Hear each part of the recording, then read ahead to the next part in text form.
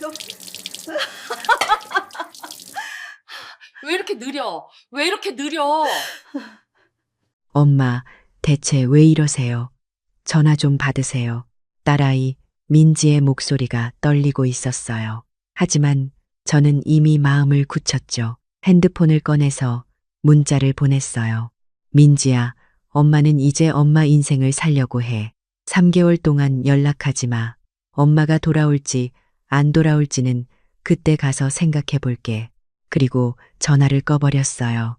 인천공항 출국장 앞에 서서 여권을 꺼내 들었을 때 제 손이 떨리고 있다는 걸 느꼈어요. 62년을 살면서 이렇게 누구 눈치도 안 보고 제 마음대로 뭔가를 결정한 건 처음이었거든요. 승객 여러분, 베트남 다낭행 K451편 탑승을 시작하겠습니다. 방송이 나왔어요. 저는 깊게 숨을 들이쉬고 탑승구로 걸어갔어요. 뒤돌아보지 않았어요. 그동안 충분히 뒤돌아봤으니까요. 충분히 참았으니까요. 어떻게 이렇게까지 됐냐고요.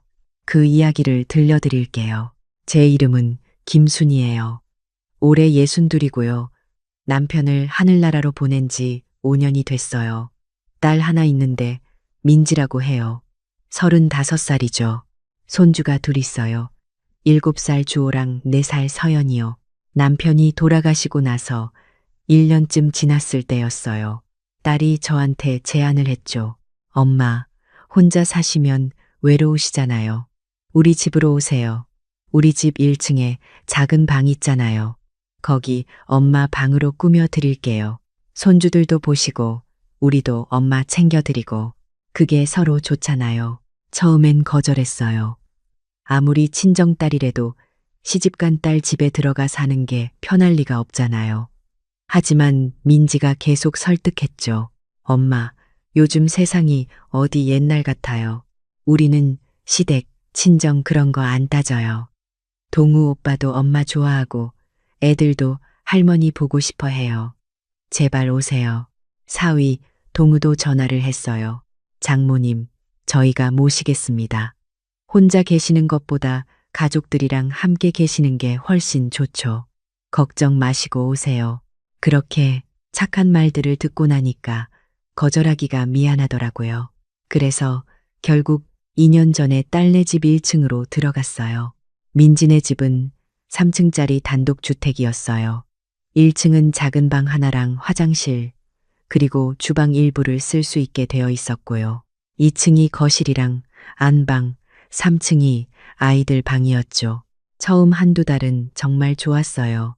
손주들이 매일 아침 제 방으로 와서 할머니 하면서 안기는 게 얼마나 사랑스럽던지, 딸도 퇴근하고 와서 저랑 이야기도 나누고 함께 저녁도 먹고 이게 바로 행복이구나 싶었어요. 그런데요, 변화는 아주 조금씩 시작됐어요. 어느 날 민지가 물었어요. 엄마, 내일 아침에 애들 유치원 데려다 주실 수 있으세요? 제가 회사에 일찍 나가야 해서요. 그럼 당연하지. 엄마가 해줄게. 그 다음 날도 부탁이 왔어요. 그러다 어느새 제가 매일 아침 애들 유치원 데려다 주는 게 당연해졌죠. 엄마, 오늘 점심에 밥 좀 해주세요. 동우, 오빠가 집에서 먹겠대요. 엄마, 주호 학원 데려다 주실 수 있죠? 엄마, 저녁에 애들 좀 봐주세요. 우리 회식 있어서요. 처음엔 기쁜 마음으로 했어요. 딸을 돕는 게, 손주를 돌보는 게 당연하다고 생각했거든요. 하지만 점점 제 시간이 사라지기 시작했어요. 아침 6시에 일어나서 주방으로 가요. 가족들 아침 준비해야 하거든요. 밥 짓고, 국 끓이고, 반찬 꺼내놓고, 김치 담고, 사위 동우는 아침에 꼭 된장찌개를 먹어야 한대요. 민지는 커피를 타달라고 하고요. 주호는 김만 먹으면 밥을 안 먹어요. 서연이는 계란 후라이가 있어야 하고요. 7시 반쯤 되면 애들을 깨워서 밥 먹이고 8시에 유치원 차에 태워보내요. 그리고 집으로 돌아와서 설거지하고 빨래하고 청소하고 점심때가 되면 또 밥해요. 동우가 집에서 점심 먹는 날이 일주일에 서너 번은 되거든요. 재택근무를 한대요. 그런데 이 사람이 참 까다로워요. 장모님, 이 국은 좀 싱거운데요. 장모님, 저는 이 반찬 별로 안 좋아하는데. 장모님, 김치가 좀 시큼한 것 같은데 새로 담그셔야 할 것 같아요. 처음엔 그래요. 다음엔 더 신경 쓸게요 하면서 웃었어요. 근데 매일 이런 식이에요. 제가 평생 요리해 왔는데 맛없게 한 적이 없거든요. 그런데 이 사람은 매번 뭔가 지적을 해요. 오후 3시쯤 되면 주호 학원 데려다 줘요. 영어 학원, 태권도, 피아노. 일주일에 학원이 5개예요. 7살에 가요. 그걸 제가 다 데려다 주고 데려와요. 저녁 준비는 5시부터 시작해요. 가족이 4명이고 저까지 5명이니까 음식을 많이 해야 하거든요. 동우는 저녁에도 반찬이 최소 4가지는 있어야 한대요. 민지는 다이어트 중이라고 샐러드를 따로 해달라고 하고요. 저녁 먹고 나면 또 설거지, 그리고 애들 씻기고 재우고, 그러면 밤 10시예요. 그제야 제 방으로 내려와서 쉴 수 있어요. 근데 쉬는 게 아니에요. 내일 뭘 해야 하나 생각하면서 잠들죠. 주말은 더 힘들어요. 온 가족이 집에 있으니까 밥을 더 많이 해야 하거든요. 아침, 점심, 저녁, 그리고 간식까지. 동우는 주말에 친구들 불러서 술 마시는데 그때도 안주를 제가 준비해요. 한 번은 물었어요. 조심스럽게요. 민지야, 엄마가 요즘 좀 힘든 것 같아. 주말에는 외식 좀 하는 게 어떨까? 민지가 웃으면서 대답했어요. 엄마, 무슨 소리예요? 외식하면 돈만 들잖아요. 엄마 음식이 제일 맛있는데. 우리 동우 오빠도 엄마 음식 너무 좋아해요. 그치, 오빠. 동우가 고개를 끄덕였죠. 맞아요. 장모님. 장모님 음식 먹으면 밖에 음식은 못 먹겠어요. 저희가 얼마나 좋은지 아세요? 좋은 말인 것 같은데 왜 마음이 무거웠을까요? 제 생활은 점점 더 바빠졌어요. 어느새 저는 가정부가 되어 있었어요. 아니, 가정부보다 못했어요. 가정부는 돈이라도 받잖아요. 저는 공짜였으니까요. 그런데 이게 끝이 아니었어요. 어느 날 저녁, 민지가 저한테 봉투를 건넸어요. 엄마, 이거 생활비예요. 봉투를 열어봤더니 30만 원이 들어 있었어요. 처음엔 고마웠죠. 딸이 용돈을 주다니. 고맙다, 민지야. 아니에요, 엄마. 당연한 거죠. 엄마가 우리 집에서 사시는데 생활비 드려야죠. 그런데 다음 날 깨달았어요. 이게 생활비가 아니라 제가 쓸 돈이 아니라는 걸요. 엄마, 시장 가실 때 배추 좀 사오세요. 김장 슬슬 준비해야 할 것 같아요. 엄마, 동우 오빠 셔츠 세탁소에 맡기고 오세요. 엄마, 주 학원비 내고 오세요. 30만 원은 일주일도 안 돼서 다 나갔어요. 장 보고 애들 간식 사고 이것저것 사다 보니까 금방이더라고요. 그런데 민지는 제가 생활비를 받았으니까 당연히 이런 걸 다 해야 한다고 생각하는 것 같았어요. 한 달쯤 지나서 조심스럽게 말했어요. 민지야, 엄마가 그러는데 생활비가 좀 부족한 것 같아. 장 보고 이것저것 하다 보면 30만 원으로는 좀. 민지가 눈을 크게 떴어요. 엄마, 30만 원이 적어요? 엄마 혼자 쓰시는 건데 요즘 노인분들 기초연금도 받으시잖아요. 그것까지 합치면 충분하지 않아요? 제 기초연금은 32만 원이었어요. 그걸 합쳐도 62만 원인데 저는 그 돈으로 제 보험료도 내야 하고 병원비도 내야 하고 친구들 만날 때 쓸 돈도 있어야 했어요. 근데 장까지 보고 애들 것까지 사다 보면 남는 게 없었죠. 그게 엄마 병원비도 있고. 엄마, 병원은 자주 가시는 것도 안 좋아요. 괜히 약만 많이 먹게 되고. 건강하신데 뭐하러 병원을 그렇게 자주 가세요? 저는 그날부터 제 연금에서도 집안 살림을 보태머요. 말하기가 뭔가 미안하더라고요. 딸네 집에 얹혀 사는데 돈 타령을 할 수가 있나 싶었죠. 그러다 6개월쯤 지났을 때 제 무릎이 아프기 시작했어요. 계단을 오르내리는 게 힘들었죠. 제 방이 1층이고 주방이랑 거실이 2층이니까 하루에도 몇십 번씩 계단을 오르내려야 했거든요. 병원에 갔더니 의사 선생님이 말씀하셨어요. 무릎 연골이 많이 닳았네요. 계단 오르내리는 거 줄이시고 무리하지 마세요. 무거운 것도 들지 마시고요. 집에 와서 민지한테 말했어요. 민지야, 엄마 무릎이 좀 안 좋대. 의사 선생님이 계단 오르내리는 거 좀 줄이래. 민지가 걱정하는 듯이 물었어요. 엄마, 많이 아프세요? 응, 좀 아파. 그래서 그러는데 엄마가 당분간 음식을 간단하게 해도 될까? 매일 2층 올라가서 요리하는 게 좀 힘들어서. 그랬더니 민지가 한숨을 쉬었어요. 엄마, 그럼 우리는 어떡해요? 동우 오빠는 집밥 먹어야 한다는 사람인데 엄마가 안 해주시면 우리가 매일 배달 음식 시켜 먹어야 해요. 아니, 그게 아니라 엄마는 젊으실 때 우리 아빠 모시느라 고생 많이 하셨잖아요. 그래도 다 하셨잖아요. 지금은 그때보다 훨씬 나은데 우리가 3층짜리 집도 마련해 드렸고 방도 따로 드렸고 조금만 힘내세요. 저는 할 말을 잃었어요. 그래서 그날도 계단을 올라가서 저녁을 준비했죠. 무릎이 아팠지만요. 그리고 또 몇 달이 지났어요. 어느 날 민지 친구들이 집에 놀러 왔어요.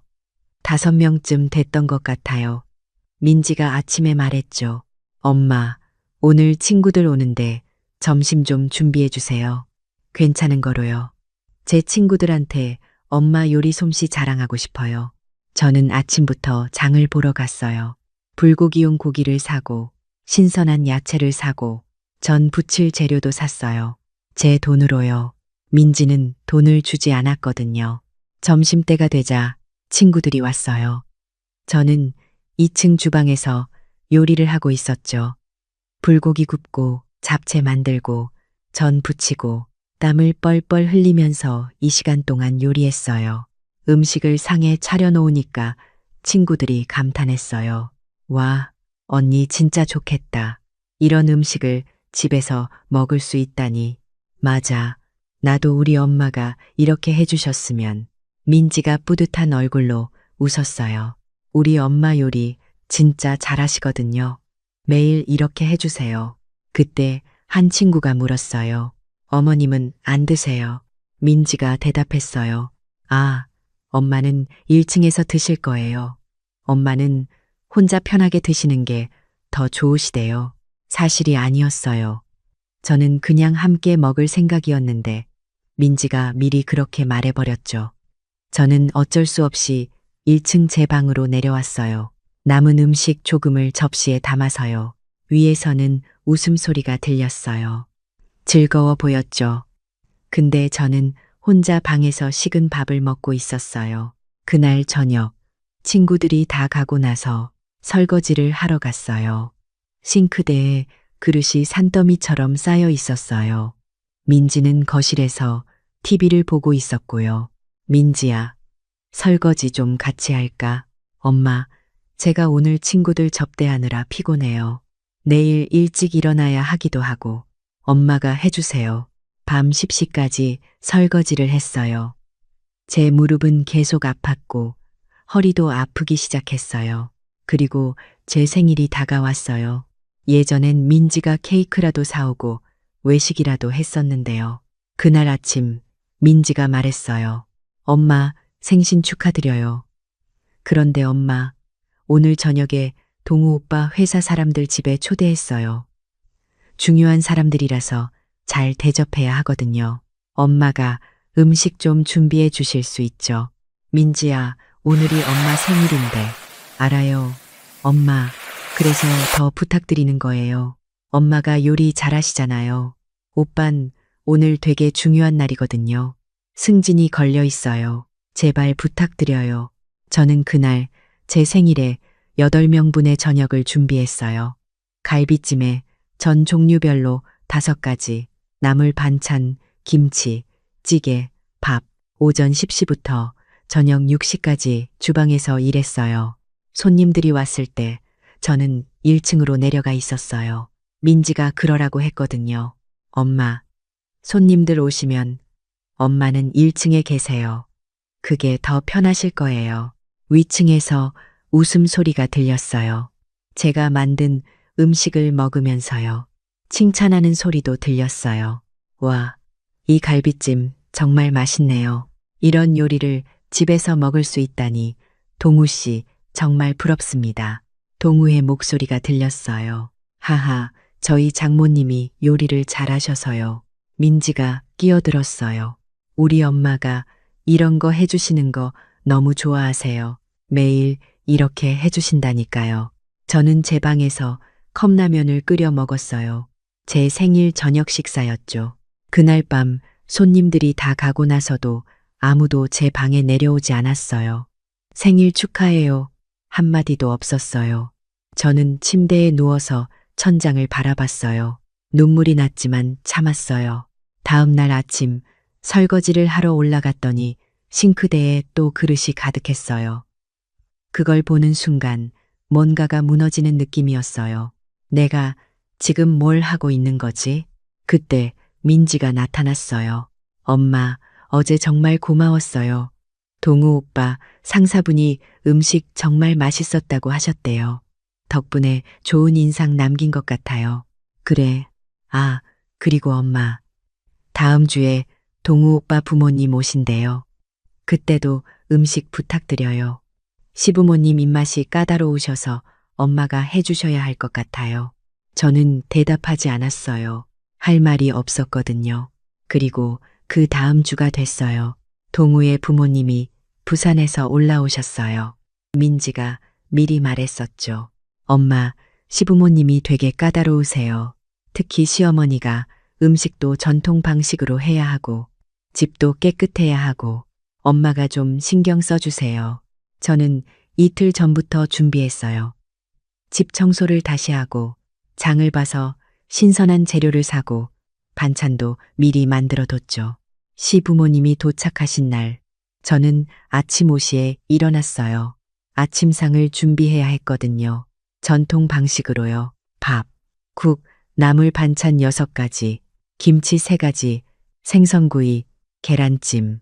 상을 차리는 데만 1시간이 걸렸어요. 시어머니가 식탁에 앉으셨어요. 음식을 보시더니 표정이 별로였어요. 요즘 집들은 다 이런가요? 상차림이 좀 부실하네. 민지가 황급히 말했어요. 어머님, 저희 엄마가 정성껏 준비하신 거예요. 그래요? 근데 이 나물은 간이 좀 센 것 같고 김치는 좀 싱거운 것 같네요. 생선도 좀 탔고 저는 아무 말도 하지 않았어요. 30년 넘게 요리해 온 사람한테 하는 말이 그거였어요. 점심 준비, 저녁 준비, 하루 종일 주방에 있었어요. 시어머니는 계속 지적을 하셨죠. 이 국은 왜 이렇게 뜨거워요? 식혀서 내놔야지. 반찬 가지수가 너무 적은 것 같아요. 요즘 젊은 사람들은 음식을 대충 하네요. 저는 참았어요. 동우의 어머니니까, 민지의 시어머니니까. 그런데 이틀째 되던 날이었어요. 시어머니가 민지한테 말하는 게 들렸어요. 제가 주방에서 설거지하고 있을 때였죠. 민지야, 너희 어머니 요리 솜씨가 그렇게 좋진 않던데. 내가 봤을 땐 그냥 평범해. 어머니, 저희 엄마가 나이도 있으시고 요즘 좀 피곤하신가 봐요. 나이가 무슨 상관이야. 나도 나이 있지만 음식은 제대로 하는데, 그리고 집도 좀 어수선하고 먼지도 있고. 죄송해요, 어머니. 제가 엄마한테 더 잘하라고 말씀드릴게요. 제가 더 잘하라고요? 저는 그 순간 손에 들고 있던 그릇을 싱크대에 내려놨어요. 손이 떨렸어요. 화가 난 건지 슬픈 건지 모르겠더라고요. 시부모님이 돌아가신 다음 날 민지가 제 방으로 내려왔어요. 엄마, 어제 시어머님이 음식이 별로라고 하셨어요. 좀 더 신경 써주세요. 제 체면도 있잖아요. 민지야, 엄마가 이틀 동안 얼마나 고생했는데. 고생, 엄마, 요리하는 게 무슨 고생이에요.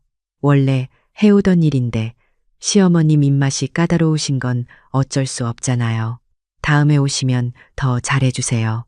저는 아무 말도 하지 않았어요.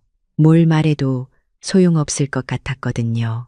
그리고 일주일쯤 지났을 때 제가 아프기 시작했어요. 아침에 일어나는데 온몸이 아팠어요. 열도 나는 것 같았고요. 기침도 나오고 머리도 아팠어요. 감기인 것 같았죠. 그래도 일어나야 했어요. 아침 준비를 해야 하니까요. 부엌으로 올라가는데 계단이 너무 힘들었어요. 숨이 차고 다리에 힘이 없었어요. 겨우 올라가서 밥을 하는데 손에 힘이 없어서 칼질도 제대로 안 됐어요. 민지가 아침 먹으러 나왔다가 저를 봤어요. 엄마, 왜 그래요? 안색이 안 좋아 보이는데. 응, 좀 아픈 것 같아. 감기 걸린 것 같은데. 그럼 약 먹어요. 약국에 감기약 있잖아요. 민지야, 엄마가 오늘 좀 쉬면 안 될까? 몸이 너무 안 좋아서. 민지가 시계를 봤어요. 엄마, 저 지금 회사 가야 하는데 애들 아침은 어떡해요? 유치원도 데려다 줘야 하고. 그게, 엄마, 하루만 참아요. 내일부터는 제가 도와드릴게요. 오늘은 제가 정말 중요한 회의가 있어서 못 쉬거든요. 결국 저는 그날도 일했어요. 애들 아침 먹이고 유치원 데려다 주고 점심 준비하고 설거지하고 온몸이 후들거렸지만요. 오후가 되니까 더 심해졌어요. 열이 더 오른 것 같았고 기침도 심해졌어요. 너무 힘들어서 소파에 누웠어요. 그때 동우가 집에 들어왔어요. 재택근무하는 날이었거든요. 장모님, 점심 준비 안 하셨어요? 미안해요. 제가 오늘 몸이 안 좋아서. 아, 그래요. 그럼 저는 어떡하죠? 배고픈데. 동우는 그렇게 말하고는 방으로 들어가 버렸어요. 저한테 괜찮냐고 묻지도 않고요. 저는 다시 일어나서 주방으로 갔어요. 라면이라도 끓여줘야 할 것 같았거든요. 그렇게 하루를 보냈어요. 저녁까지 준비하고 애들 돌보고 밤 10시쯤 돼서야 제 방으로 내려왔어요. 침대에 누웠는데 열이 더 올랐어요. 온몸이 떨렸어요. 약을 먹었는데도 나아지지 않았어요. 다음 날 아침 일어날 수가 없었어요. 몸을 움직일 수가 없었어요. 민지한테 전화했어요. 민지야, 엄마 정말 안 되겠어. 병원에 가야 할 것 같아. 엄마, 지금요. 저 회사인데요. 좀 참고 오후에 가시면 안 돼요. 민지야, 엄마 진짜 힘들어. 열이 많이 나는 것 같아. 한숨 소리가 들렸어요. 알았어요. 엄마. 그럼 택시 타고 가세요. 병원비는 나중에 드릴게요. 저는 정말 못 빠져요. 저는 혼자 택시를 타고 병원에 갔어요. 독감이었어요. 의사 선생님이 주사를 놓아주시면서 말씀하셨죠. 무리하셨나 보네요. 몸이 많이 약해져 있어요. 며칠은 푹 쉬셔야 해요. 집으로 돌아왔어요. 제 방에 누웠죠. 그런데 1시간쯤 지나니까 민지한테 전화가 왔어요. 엄마, 애들 학원 데려다 주셔야 하는데 3시까지 주호 영어 학원 데려다 줘야 해요. 민지야, 엄마 독감이래. 의사 선생님이 쉬라고 하셨어. 엄마, 그럼 주호는 어떡해요? 학원 빠지면 진도 못 따라가는데 제발 이번만 부탁드려요. 저는 일어났어요. 주호를 학원에 데려다 줬어요. 온몸이 아팠지만요. 집으로 돌아와서 다시 누웠어요. 그런데 또 전화가 왔어요. 동우였어요. 장모님, 저녁 준비 안 되셨어요? 배고픈데. 동우 씨, 제가 오늘 독감이라서 병원 다녀왔어요. 오늘은 배달 음식 시켜 드시면 안 될까요? 아, 그래요? 근데 장모님, 저는 배달 음식 별로 안 좋아하거든요. 속이 안 좋아지고 간단하게라도 해주시면 안 될까요? 저는 그날도 저녁을 준비했어요. 간단하게 찌개랑 밥이요. 하지만 요리하는 내내 눈물이 났어요. 나는 사람이 아닌가? 그 생각이 계속 들었어요. 사흘을 알았어요. 그 사흘 동안도 계속 일했어요. 아침 준비, 애들 돌보기, 청소, 빨래, 저녁 준비.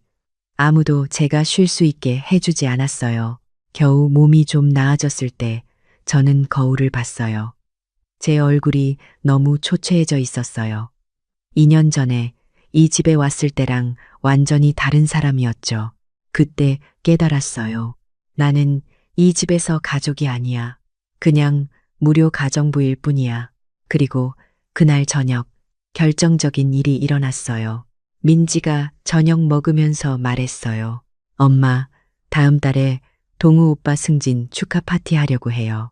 집에서 한 20명 정도 오실 것 같은데 엄마가 음식 준비 좀 해주세요. 저는 젓가락을 내려놨어요. 민지야, 그건 좀. 엄마, 왜요? 못하시게요? 아니, 엄마가 최근에 계속 아팠잖아. 20명 음식을 혼자 어떻게 준비해? 민지가 웃었어요. 차가운 웃음이었어요. 엄마, 평소에 5명 음식 하시는데 20명이 뭐가 어려워요? 그냥 양만 늘리시면 되잖아요. 민지야, 그게 그렇게 간단한 게 아니야. 그리고 엄마 몸도 안 좋고 동우가 끼어들었어요. 장모님, 이번 파티가 저한테 정말 중요해요. 회사에서 인정받을 수 있는 기회거든요. 제발 부탁드립니다. 저는 두 사람을 번갈아 봤어요. 제 딸과 사위가 맞나 싶었어요. 생각 좀 해볼게. 그날 밤 저는 잠을 잘 수가 없었어요. 계속 생각했어요. 이게 맞나? 내가 이렇게 살아야 하나? 그리고 다음 날 아침 제 핸드폰으로 메시지가 왔어요. 옛날 친구 정숙이었어요. 순이야, 나 다음 달에 베트남 여행 가는데 같이 갈래? 3개월 코스야. 한번 살아보자. 정숙이는 저랑 같은 또래인데 남편 돌아가시고 혼자 사는 친구예요. 몇 달 전에 만났을 때 혼자 여행 다니면서 재미있게 산다고 했었죠. 그때는 나는 안 돼. 애들 봐야 하고 집안일도 있고 했었는데요. 그날은 달랐어요. 메시지를 보는 순간 뭔가가 확 열리는 느낌이었어요. 그래, 나도 내 인생을 살 수 있잖아. 왜 이렇게 살아야 하지? 저는 정숙이한테 답장을 보냈어요. 정숙아, 나 갈게. 같이 가자. 그날부터 저는 비밀리에 준비를 시작했어요. 일단 통장을 확인했어요. 남편 보험금이랑 제가 모아둔 돈이 있었거든요. 충분했어요. 3개월 여행 가고도 남을 만큼요. 그리고 베트남행 비행기 표를 샀어요. 다음 달 15일 출발이었죠. 정숙이랑 같이요. 정숙이가 전화했어요. 순이야, 진짜 가는 거야? 딸한테는 말했어? 아니, 안 했어. 말하면 못 가게 할 것 같아서. 그럼 어떡할 거야? 떠나기 직전에 말할 거야. 아니면 떠나고 나서. 괜찮겠어. 딸이 화내지 않을까? 저는 웃었어요. 쓴 웃음이었지만요. 화를 내든 말든 이제 상관없어. 나도 내 인생 살아야지. 정숙이가 한참 조용하더니 말했어요. 잘 생각했어. 순이야, 너 그 집에서 너무 힘들어 보였어. 지난번에 봤을 때도, 응, 나도 이제 알았어. 이렇게 살면 안 되겠다는 걸. 그날 이후로 저는 조금씩 변했어요. 민지가 뭘 부탁하면 전처럼 바로, 그래, 알았어. 하지 않았어요. 엄마, 내일 김장 좀 해주세요. 20포기만요. 민지야, 엄마 혼자 20포기는 힘들어. 5포기만 할게. 5포기요. 그게 어떻게 돼요? 우리 먹을 것도 부족한데. 그럼 민지가 사 먹든지 아니면 민지가 같이 담그든지 해. 민지가 눈을 크게 떴어요. 제가 이렇게 말하는 게 처음이었거든요. 엄마, 왜 그래요? 요즘 이상한데. 이상한 게 아니야. 엄마도 나이 들었어. 예전처럼 못해. 동우가 점심때 투덜거렸어요. 장모님, 오늘 반찬이 2개밖에 없네요. 동우 씨, 오늘은 이것만 있어요. 더 먹고 싶으면 직접 만들어 드세요. 동우가 당황한 표정을 지었어요. 제가 이렇게 말하는 것도 처음이었거든요. 저는 제 방에서 조용히 짐을 쌌어요. 옷가지 몇 벌, 필요한 물건들, 캐리어 하나면 충분했어요. 그리고 중요한 서류들도 챙겼어요. 통장, 도장, 주민등록증. 제 물건은 많지 않았어요. 2년 동안 이 집에 살면서 제 물건보다 남의 물건을 더 많이 쌓아뒀었거든요. 어느 날 1층 창고를 정리하기 시작했어요. 민진의 가족이 맡겨둔 물건들이 가득했죠. 오래된 옷, 안 쓰는 가전제품, 장난감들. 민지가 내려왔어요. 엄마, 뭐 해요? 정리하는 거야. 이 물건들 다 가져가. 네? 왜요? 여기 두면 되잖아요. 안 돼. 이제 이 공간은 엄마 거야. 너희 물건은 너희가 가져가. 엄마, 우리 집에 공간이 없는데 어떻게 가져가요? 그건 너희가 알아서 해. 버리든지 창고 빌리든지. 엄마는 이제 너희 물건 보관 안 해줘. 민지가 짜증을 냈어요. 엄마, 요즘 왜 이래요? 예전에는 안 그러셨는데. 저는 민지를 똑바로 봤어요. 민지야, 엄마가 2년 동안 여기서 뭐 했는지 알아? 무슨 말씀이세요? 엄마는 너희 가정부였어. 요리사였고, 청소부였고, 애 봐주는 사람이었어. 근데 가족은 아니었어. 엄마, 무슨 소리예요? 우리 가족이잖아요. 가족이 이렇게 대하니? 엄마가 아파도 쉬게 해주지도 않고, 생일날에도 일 시키고 감사하다는 말 한마디도 없이 민지가 할 말을 잃었어요. 저는 계속 말했어요. 엄마가 잘못 생각했던 것 같아. 딸네 집에 오면 가족같이 살 줄 알았는데 그게 아니었어. 엄마는 그냥 편리한 도구였어. 엄마, 너무 심하신 거 아니에요? 우리가 엄마한테 얼마나 잘해드렸는데. 저는 웃었어요. 잘해줬다고? 생활비 30만 원 주면서 장보고 집안일 다 하라는 게 잘해주는 거야? 엄마 독감 걸렸을 때도 쉬지 못하게 한 게 잘해주는 거야? 민지가 아무 말도 하지 못했어요. 저는 그날 밤 일기를 썼어요. 오랜만이었죠. 2년 동안 내가 뭘 했나 생각해 봤다. 매일 아침 5시에 일어나서 밤 10시까지 일했다. 쉬는 날이 없었다. 아파도 쉬지 못했다. 내 생일도 없었고 내 시간도 없었다. 그리고 아무도 고맙다고 하지 않았다. 이제 알았다. 이건 가족이 아니었다. 나는 그냥 이용당한 거였다. 다음 주에 나는 떠난다. 베트남으로 3개월 동안. 아니, 어쩌면 더 오래. 돌아올지 안 돌아올지는 모르겠다. 근데 확실한 건 예전의 삶으로는 절대 돌아가지 않을 거라는 거다. 일기를 쓰고 나니까 마음이 한결 가벼워졌어요. 일주일이 지났어요. 떠나기 일주일 전이었죠. 어느 날 저녁 민지가 또 말했어요. 엄마, 다음 주 토요일에 동우 오빠 승진 파티하기로 했어요. 20명 온다고 했죠. 음식 준비 부탁드려요. 저는 숟가락을 내려놓고 민지를 봤어요. 민지야, 엄마 그날 없어. 네? 어디 가세요? 여행. 여행요? 어디로요? 얼마나요? 베트남. 3개월. 민지가 깜짝 놀랐어요. 동우도 마찬가지였죠. 3개월요. 엄마, 농담이시죠? 아니, 진심이야. 비행기표도 이미 샀어. 엄마, 안 돼요. 그럼 애들은 누가 봐요? 집안일은요? 엄마가 안 계시면 우리 어떡해요? 저는 차분하게 대답했어요. 민지야, 너희가 알아서 해. 엄마 오기 전에는 어떻게 했니? 그렇게 하면 돼. 엄마, 그건 제가 회사 다니기 전이었잖아요. 지금은 상황이 달라요. 엄마 상황도 달라졌어. 엄마도 이제 엄마 인생을 살고 싶어. 동우가 끼어들었어요.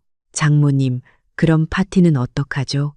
제가 회사에서 사람들한테 다 말했는데.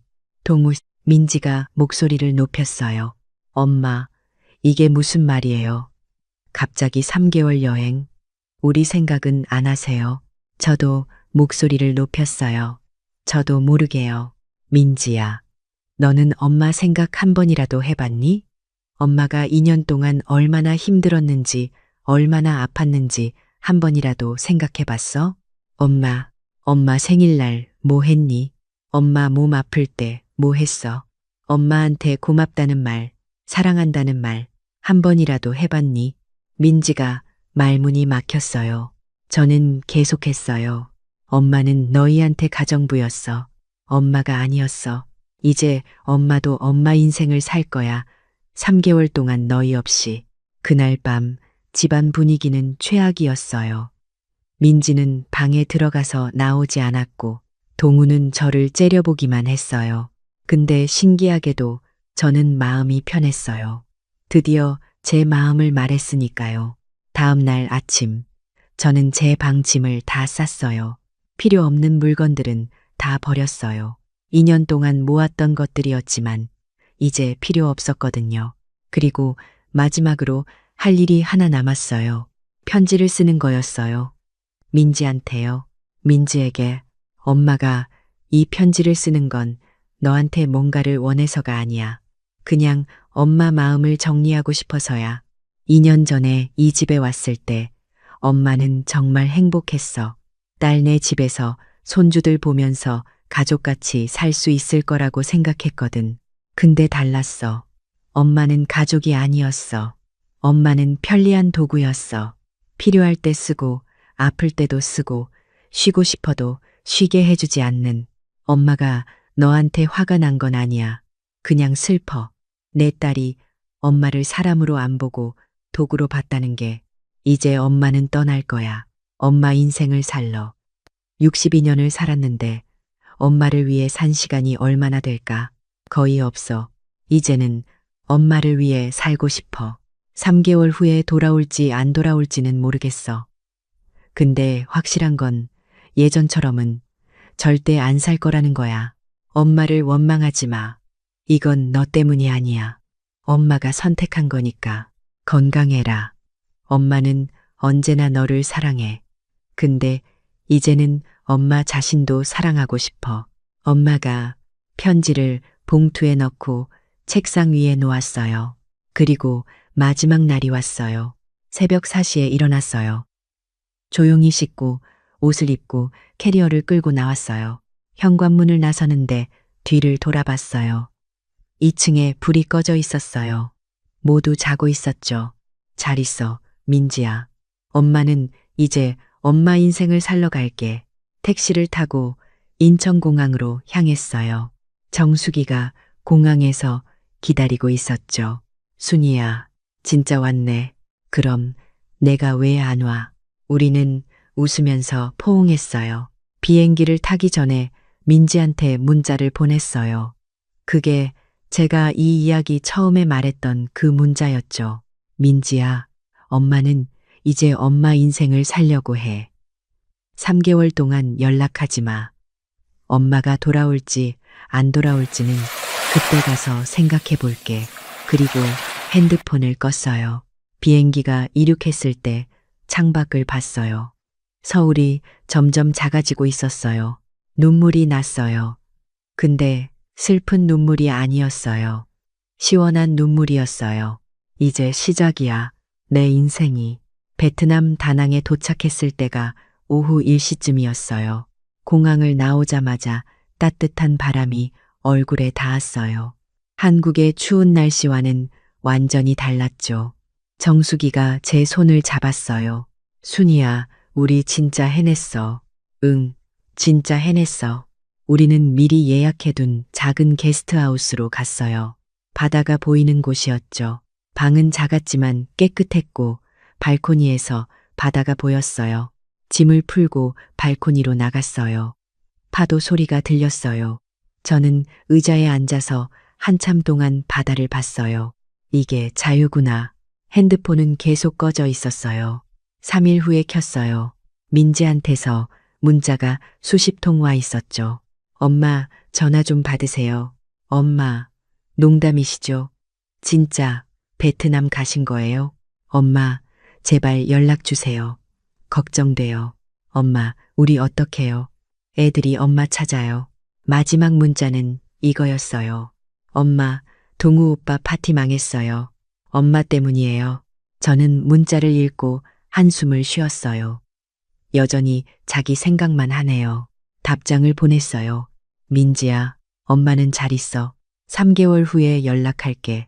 그동안 연락하지 마. 그리고 다시 핸드폰을 꺼버렸어요. 첫 일주일은 정말 이상했어요. 매일 아침 5시에 눈이 떠졌거든요. 몸이 기억하고 있었죠. 일어나서 밥 해야 한다고. 근데 안 해도 됐어요. 아무도 저를 기다리지 않았으니까요. 아침은 게스트하우스에서 간단하게 먹었어요. 빵이랑 커피, 그게 다였어요. 설거지도 안 해도 됐어요. 점심은 정숙이랑 밖에서 먹었어요.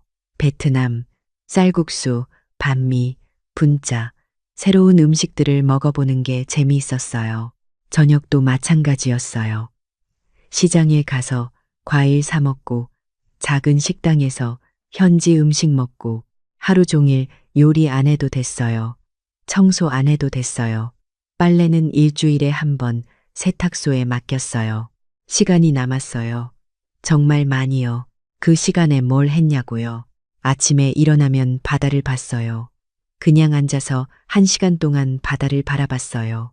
누가 뭐라고 하는 사람도 없었어요. 오전에는 정숙이랑 산책을 했어요. 해변을 걷거나 시장을 구경하거나 점심 먹고 나면 낮잠을 잤어요. 2년 만에 처음으로요. 아무도 깨우지 않았어요. 오후에는 책을 읽었어요. 한국에서 못 읽었던 책들을요. 카페에 앉아서 커피 마시면서요. 저녁에는 다른 여행자들이랑 이야기를 나눴어요. 각자의 이야기를 들었죠. 한 여자분이 있었는데 저랑 비슷한 나이였어요. 남편 보내고 혼자 세계 여행 중이래요. 전 5년째 여행 중이에요. 아들이 처음엔 반대했는데 이제는 응원해요. 엄마가 행복해 보인대요. 그 말을 듣고 부러웠어요. 2주쯤 지났을 때 핸드폰을 다시 켰어요. 민지한테서 또 문자가 와 있었죠. 엄마, 김장 어떻게 해요? 엄마 안 계시니까 너무 힘들어요. 엄마, 주호가 학원 안 가려고 해요. 엄마가 데려다 주셔야 하는데, 엄마, 동우 오빠가 집밥 먹고 싶대요. 제가 요리를 못하는데 어떡해요? 저는 이번에도 짧게 답장했어요. 김장은 사 먹어. 주호는 네가 데려다 줘. 요리는 배워. 엄마도 혼자 배웠어. 그리고 한 달이 지났어요. 저는 베트남어 수업을 듣기 시작했어요. 일주일에 3번 현지 선생님한테 배웠죠. 간단한 인사말, 주문하는 법, 길 묻는 법. 처음엔 어려웠어요. 근데 재미있었어요. 62살에 새로운 언어를 배우다니. 그리고 요가도 시작했어요. 아침마다 해변에서 하는 요가 수업이 있었거든요. 무릎도 좋아지고 허리도 좋아졌어요. 정수기가 말했어요. 순이야, 너 얼굴이 완전 달라졌어. 환해졌어. 거울을 봤더니 정말 그랬어요. 2년 전 딸네 집에 갔을 때보다 훨씬 나아 보였어요. 아니, 더 젊어 보였어요. 웃음도 많아졌어요. 매일 웃었어요. 정숙이랑, 다른 여행자들이랑, 베트남 사람들이랑. 1달 반쯤 됐을 때 민지한테서 전화가 왔어요. 이번엔 받았어요. 엄마, 민지 목소리가 울먹이고 있었어요. 왜 그래, 민지야. 엄마, 너무 힘들어요. 엄마 없으니까 진짜 못 살겠어요. 애들 돌보고, 요리하고, 청소하고, 회사 다니면서 어떻게 다 해요? 엄마는 2년 동안 했는데, 엄마는 집에만 계셨잖아요. 저는 한숨을 쉬었어요. 민지야, 엄마가 집에만 있었다고 해서 일이 적은 게 아니야. 하루에 15시간씩 일했어. 쉬는 날도 없이. 몰랐어요, 엄마. 정말 몰랐어요. 이제 알았네. 엄마, 언제 돌아오세요? 주소 알려주세요. 제가 찾아갈게요. 민지야, 엄마는 아직 안 돌아가. 그리고 주소는 안 알려줄 거야. 엄마, 민지야, 엄마 말 잘 들어봐. 엄마가 2년 동안 너희한테 뭐였는지 알아? 가족이 아니었어. 편리한 도구였어. 엄마, 그런 게 아니에요. 그런 거 맞아. 엄마가 아플 때도, 생일 때도 너희는 엄마한테 일을 시켰어. 고맙다는 말도 없이. 민지가 울기 시작했어요. 죄송해요, 엄마. 제가 잘못했어요. 돌아오세요. 이번엔 정말 잘할게요. 민지야, 엄마는 이제 엄마 인생을 살고 싶어. 너희를 위해 사는 게 아니라. 그럼 저희는 어떻게 해요? 너희가 알아서 해. 엄마 도움 없이도 살 수 있어. 엄마, 제발. 저는 전화를 끊었어요. 가슴이 아팠지만 필요한 일이었어요. 2달째가 됐을 때 정숙이랑 다른 도시로 갔어요. 호이안, 후에, 하노이, 베트남 곳곳을 여행했죠. 새로운 친구들도 생겼어요. 베트남 사람도 있고 다른 나라 여행자도 있고 어느 날 저녁 한 프랑스 여자분이 물었어요. 순이, 당신은 왜 여행을 하나요? 저는 잠시 생각하다가 대답했어요. 제 자신을 찾으러요. 62년을 살았는데 저를 위해 산 적이 없었거든요. 이제 찾았나요? 저는 웃었어요. 네, 찾았어요. 그리고 3달이 됐어요. 원래는 한국으로 돌아가기로 했던 날이었죠. 근데 저는 비행기 표를 바꿨어요. 3개월 더 연장했어요. 민지한테 문자를 보냈어요. 민지야, 엄마 3개월 더 있을 거야. 조금 더 있고 싶어. 민지한테서 답장이 왔어요. 네, 엄마. 알겠어요. 엄마가 행복하시면 돼요. 저희도 이제 좀 적응했어요. 동우 오빠가 요리 배우고 있어요. 저도 애들 돌보는 게 익숙해졌고요. 엄마 없이도 살 수 있을 것 같아요. 그 문자를 보고 뭔가 복잡한 감정이 들었어요. 기쁜 것 같기도 하고 서운한 것 같기도 하고. 정숙이가 물었어요. 순이야, 너 진짜 돌아갈 거야? 모르겠어. 여기가 너무 좋은데. 그럼 여기서 살면 되잖아. 그게 가능할까? 왜 안 돼? 요즘은 다 가능해. 비자만 해결하면 돼. 저는 진지하게 생각하기 시작했어요. 베트남에서 사는 것을요. 작은 집을 빌려서 베트남어를 더 배우고 요가를 계속하고 새로운 친구들을 만나고 민지는 이제 엄마 없이도 살 수 있을 것 같았어요. 손주들 가끔 영상통화로 보면 되죠. 4개월째가 됐을 때 민지한테서 영상통화가 왔어요. 화면에 민지와 주호, 서연이가 나타났어요. 엄마, 아이들이 소리쳤어요. 저는 웃었어요. 주호야, 서연아, 잘 지냈어? 할머니 보고 싶었어요. 민지가 말했어요. 엄마, 얼굴 좋아 보이세요. 훨씬 젊어 보이세요. 그래? 엄마 여기서 잘 지내고 있어. 엄마, 언제 돌아오세요? 저는 잠시 망설였어요. 민지야, 엄마가 그러는데 여기서 좀 더 살아볼까 해. 네, 3개월 더. 아니, 어쩌면 더 오래. 여기가 너무 좋아. 민지가 놀란 표정을 지었어요. 근데 이번엔 울지 않았어요. 엄마가 행복하시면 그렇게 하세요. 진심이야? 네, 제가 그동안 생각 많이 했어요. 엄마한테 정말 미안했어요. 엄마를 사람으로 안 보고 도구로 봤던 것 같아요. 저는 민지를 봤어요. 진심으로 하는 말 같았어요. 엄마, 그래도 가끔 연락은 해주세요. 영상통화로라도 얼굴 보고 싶어요. 그래, 알았어. 그리고 엄마, 사랑해요. 민지가 2년 만에 처음으로 그 말을 했어요. 제 눈에 눈물이 맺혔어요. 엄마도 사랑해, 민지야. 전화를 끊고 나서 한참을 생각했어요. 지금 제 앞에는 2가지 선택이 있어요. 하나는 한국으로 돌아가는 거예요. 민지네 집이 아니라 제 집을 구해서요. 일주일에 한 번씩 민지네 가서 손주들 보고 하지만 엄마 인생을 살면서요. 다른 하나는 여기 베트남에 계속 사는 거예요. 새로운 삶을 시작하는 거죠. 민지랑은 영상통화로 연락하고 1년에 한두 번 한국 가서 보고 아직 결정을 못했어요. 근데 확실한 건 어떤 선택을 하든 예전처럼은 절대 안 살 거라는 거예요. 누군가의 도구가 아니라 제 인생의 주인공으로 살 거예요. 지금 이 순간 저는 다낭 해변에 앉아 있어요. 노을을 보면서요. 커피 한 잔을 마시면서요. 평화로워요. 행복해요. 62년 만에 처음으로 제 자신을 위해 살고 있어요. 여러분은 어떻게 생각하세요? 제가 한국으로 돌아가야 할까요? 아니면 여기서 새로운 삶을 시작해야 할까요? 민지가 진심으로 변했다고 생각하세요? 아니면 다시 돌아가면 예전으로 돌아갈까요? 가족이라는 이름으로 누군가를 희생시키는 게 맞는 걸까요? 언제까지 참아야 하는 걸까요? 아니면 저처럼 어느 순간 자기 인생을 선택해도 되는 걸까요? 여러분의 생각이 궁금해요. 댓글로 조언 좀 남겨주세요. 진심으로 고민 중이거든요.